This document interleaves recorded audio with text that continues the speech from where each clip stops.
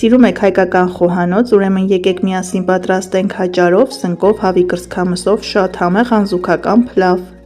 Կտրատում ենք սունկը, խորանարդների ենք բաժանում հավի կրծքամիսը։ Միսը նախքան օգտագործելը դնում ենք աղաջրի մեջ, թողնում ենք 15-ից 20 րոպե։ Մանր կտրատում ենք 1 գլուխ սոխ, մի քանի անգամ լվանում ենք հաճարը, նախընտրելի է վերցնել ամբողջահատիկ ծավալ։ Նախ տապակում ենք հավի կրծքամիսը այնքան, որ գույնը փոխի, այնուհետև ավելացնում ենք սունկը, միասին տապակում ենք ևս 5-ից 7 րոպե։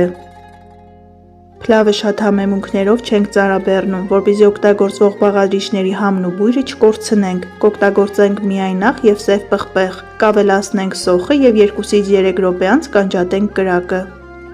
Առանձին տապակի մեջ յուղով բովում ենք հաճարը, որպեսզի փլավը ստացվի հատիկ-հատիկ, ավելացնում ենք եռման ջուր, համեմում ենք աղով, եփում ենք մինչև պատրաստ լինելը։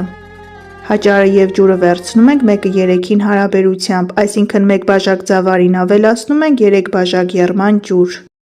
Երբ ջուրը գրեթե քաշվել է, ավելացնում ենք տապակած սունկը հավի մսի հետ միասին, շոգեխաշում ենք ևս 1-2 րոպե և անջատում ենք կրակը։